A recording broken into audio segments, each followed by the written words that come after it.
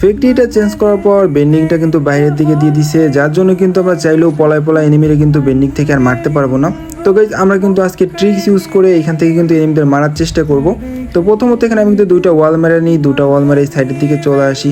আশা guys এখান থেকে launch pad কিনবো, লঞ্চ প্যাড কিনে গাইজ ওইখানে উপরে উঠে গাইজ আমি কিন্তু আশপাশে সব এনিমি মারার চেষ্টা করব।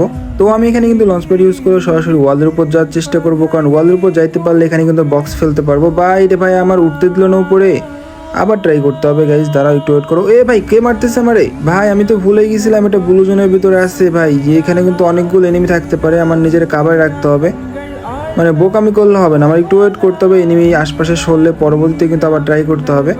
তবে আমি মানে ওয়েট করব, দেখবো আগে সবার আগে এনিমি কোন জায়গায় আছে, তারপরে কিন্তু আবার ওঠার চেষ্টা করব। বা এদিকে কিন্তু ফাইট চলতেছে, দাঁড়াও ইভেন্টারে কিন্তু দেখি দাঁড়াও ফাইট দিতে পারি কিনা। ওয়েট, একটা শট মারছি, ভাই 216 ড্যামেজ খেয়ে ম্যানটা মরলো না।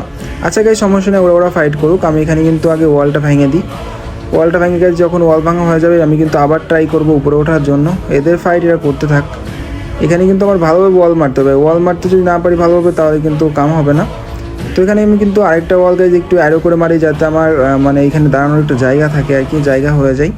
তো পরবর্তী আমি কিন্তু সরাসরি চলে আসছি এখানে এসে, কিন্তু আমি একদম ওয়ালটা একদম ঠিকঠাকভাবে মারতে, মানে ওয়ালের এদিকে এম করে মারতে হবে। তো পরবর্তী আমি কিন্তু কোনো মতো চলে আসি এটার উপর, আর যেখানে এসে কিন্তু পকেট বেন্ডিং ওপেন করে ফেলি। ওপেন করে কিন্তু এখানে একটা বক্স কিনে, বক্সটা কিনে একটু সাইডের দিকে ফেলতে হবে, যাতে এই গাছের কাভারের ভিতরে থাকে। কোন জায়গায় পড়তেছে রে ভাই? ভালোভাবে ফেলতে হবে ভাই, ভালোভাবে হয়ে গেছে গাইজ। এইখান থেকে দেখো আমরা আজকে বেন্ডিংয়ের কতগুলো ম্যান মারিয়ে কতগুলো কিল করতে পারি গাইজ, একটু ওয়েট করো। এখানে ভাই একটা সুবিধা আছে, সেটা হচ্ছে আশপাশে অনেকগুলো ম্যান থাকলে বা আশপাশে ফাইট হলে এদিকে কিন্তু ফায়ার দিতে পারবো আমি। কিন্তু আরেকটা সমস্যা, যদি কোনো এনিমি আমরা দেখে ফেলে তাহলে কিন্তু আমার এখানে কাভার করার মতো কোনো জায়গা নাই। বাট আগের ফ্যাক্টরিতে যদি আমরা লুকানোর জায়গায় যাইতাম তাহলে কিন্তু ওইখান থেকে আমরা নিজেরা কাভার করতে পারতাম, বা এটা শুয়ে পড়লে এনিমি কিন্তু চাইলেও নিজেরা ফায়ার দিয়ে, মানে আমার ফায়ার দিতে পারতো না বা কোনো প্রকার ড্যামেজ দিতে পারতো না। বাট এখনই কিন্তু যদি এনিমি দেখে ফেলে তাহলে আর কিছু করার নাই। এইসব মানে এইসব জায়গা থেকে কিল করার জন্য সোলো ম্যাচই বেস্ট, কারণ একটা এনিমি মরে গেলে পরবর্তীতে রিভাইভ পায়, বা রিভাইভ পাবে কি পাবে না, বা রিভাইভ পাওয়ার পরও একদম ওইখানে নামার সাহসটা হয় না। বাট সোলো বাসি স্কোয়াড খেলতেছি আমি, যার জন্য আমার একটু রিস্ক থাকবে। যে এনিমিগুলো মারবো তারা কিন্তু আবার এখানে আসবে, ঠিক আছে। আর এখান থেকে কিন্তু দেখো পিওরলি একদম ক্লিয়ার আমি কিন্তু বেন্ডিংয়ের এখানে দেখতে পারতেছি। বাট আমার যতটুকু মনে হয় কোনো এনিমি এখানে ফাঁকাতে দাঁড়ায় রিভাইভ দিবে না, সবাই ওয়াল মেরে নিবে। কারণ এরকম ফাঁকা একটা মানে এমন জায়গা যে তোমার বেন্ডিংটা দিবে, এটা কিন্তু ভাবার মতো না। দেখো পুরা ফাঁকা এরিয়া ভাই, এই জায়গায় কোনো একটা এনিমি কি সাহস পাবে ফাঁকাতে বৈশা মানে রিভাইভ দিক বা রিভাইভ দিবে?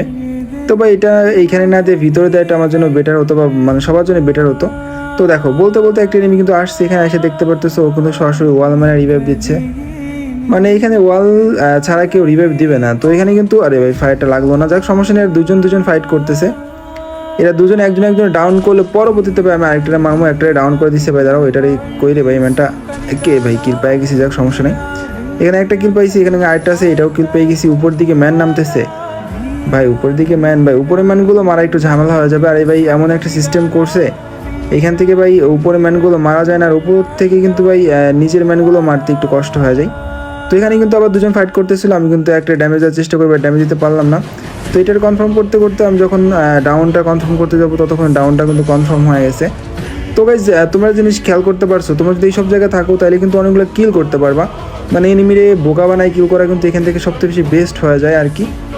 আর কোনো এনিমি আছে দিকে, এখানে চুপ করে ওয়েট করবো। আর গাইজ কোনো এনিমি যদি আসে তারে মারমো, এখানে নড়াচড়া করা যাবে না ভাই, যদি কোনো এনিমি দেখে ফেলে। আর যেগুলোরে কিল করছি দুইটা বা তিনটারে, এ ভাই আরেকটা মেয়ে আসছে ভাই, এরা আইসা সরাসরি ওয়াল মারি দিতেছে ভাই। আগের মানে বেন্ডিংটাই কিন্তু একটু বেশি ভালো হতো ভাই, এখন এরকম ভাই মানে অনেক কষ্ট লাগতেছে যে আসতেছে সেই কিন্তু এখানে ওয়াল মারি নিচ্ছে। বাট এখানে আমার যতটুকু মনে হয় এই মেয়েটা ভাই এখানে লুট বক্সে বসলে, ও ভাই দেখো মানে মেয়ে মানুষ লুট পাইলে আর কিচ্ছু চায় না ভাই, ওরা দেখো বসে এমন লুট করা করতেছে, এদিকে হেড খায় গেছে। যাই হোক ফাইনালি আমরা কিন্তু এখান থেকে অনেকগুলো কিল করে ফেলছি, 4-4টা কিল বের করে ফেলছি। আর এদিকে যদি ম্যান আসে তাহলে কিন্তু তাদেরকে আমরা আরও ইজিলি মারতে পারবো। এখানে ডেঞ্জার একটা কিনে নিয়েছি আমি, লাস্টের দিকে অনেক কাজে দিবা গাইজ। ডেঞ্জার দিকে আমি লাস্টের দিকে এমন একটা গেম প্লে করি, তোমরা দেখলে পুরো পাগল হয়ে যাবা, বলবা যে ভাই এ আবার কীরকম গেম প্লে ভাই, একদম পাওয়ারফুল ডেঞ্জার। আরে ভাই নিচে পড়ে গেছি আমি, ধর এটা কোনো কথা? তো গাইজ পরবর্তীতে আমি কিন্তু অনেকক্ষণ ফাইট করি, পরবর্তী লাস্টের দিকে চলে আসি। আর গাইজ এখন আমি ডেঞ্জারের গেম প্লে দিই, তোমরা দেখো ডেঞ্জারটা আমি এমনভাবে পাতি, মানে এমনভাবে দিই যাতে এই সাইডে সুরে যত এনিমি আছে সবগুলো একটু বেশি বেশি ড্যামেজ করে। আর তোমার অনেক ভালো করে জানো ডেঞ্জার জোনটা কিন্তু একদম ভালোভাবে সেট না করতে পারলে কিন্তু তোমার মানে কোনো কাজই হয় না, ডেঞ্জারের ড্যামেজই খায় না, ভিতরে ম্যান থাকলেও কিন্তু ড্যামেজ দেয় না। তো এখানে কিন্তু একটা ম্যান আসছে, ম্যানটা কোন জায়গায় গেলো? ও ভাই তুমি ম্যান উপরে নামছো, বাবু শোনা উপরে নেমে আমার মারতেছে, কত বড় সাহস দেখো।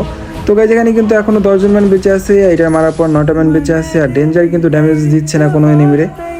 কোন দিকে গেল ভাই? সব ম্যান কি কাভারে নাকি? পুরো ফাঁকা মাঠে। ও ভাই একটা ডাউন হয়ে গেছে, 2টা ডাউন হয়ে গেছে ভাই, ডেঞ্জারে দুইটা ডাউন করে ফেলাইছে। ও ভাই এরে 2টা কিল পেয়ে গেছি ভাই, এটা কোনো ভাই দেখছো ভাই, এটা হচ্ছে ডেঞ্জারের পাওয়ার ভাই, দেখছো লাস্টের দিকে দুইটা আরেকটা লিমিট হয়ে গেছে ভাই। এই ম্যানটার কতগুলো ড্যামেজ দিলাম, বাট ম্যানটা মরলো না কেন বুঝলাম না। তোমরাও দেখছো ভাই, আমি কিন্তু ম্যানটার অনেক ড্যামেজ দিচ্ছি। এখানে যে আমি পরবর্তী কাছে এসে দেখি ভাই ওয়ালের কাভারে আছে ম্যানটা, মানে এটা আবার কেমন গিলিস ভাই, কতগুলো ড্যামেজ দিলাম, পরবর্তীতে দেখি ম্যানটা তোমার ওয়ালের কাভারে। তো এই ম্যানটা একটু বেরোক। ও ভাই ভালো ড্যামেজ ভাই, এটাও শেষ খাতাম। লাস্ট 1 ম্যান বেঁচে আছে গাইজ, যেটার ম্যাচ যদি বুয়া করতে হয় তাহলে অবশ্যই তোমরা পেজটা ফলো করে দিবা ভাই। এখানে অনেকগুলো কিনে নিই যাতে আমি এনিমির লোকেশনটা দেখতে পারি, এনিমিটা আসলে আছে কোন দিকে। আমার যতটুকু মানে সামনের দিকে আছে, অন্যদিকে থাকার তো কোনো। ও ভাই চলে আসছে দেখো ভাই, একটু ওয়েট করবো আমি, মানে এনিমিটা যাতে আমার দেখতে না পারে, হুট করে ওর এমন মাইর দিমু মানে ও বুঝে উঠতে উঠতে কিন্তু মরে যাইবো ভাই। এখানে ওরে ভাই এখানে ইউজ করতেছে ভাই, লঞ্চ প্যাড ইউজ করতেছে। তো ভাইদের সাথে সাথে ম্যান্টার মেরে আমরা কিন্তু অস্থির লেভেলে ভুইয়া করে ফেলি। তো ভিডিও ভালো লাগলে অবশ্যই লাইক করবো, অবশ্যই পেজটা ফলো করবো। এটা কিন্তু র্যাঙ্ক ম্যাচ ছিল। তো thank you for watching guys তোমাদের সবাইকে।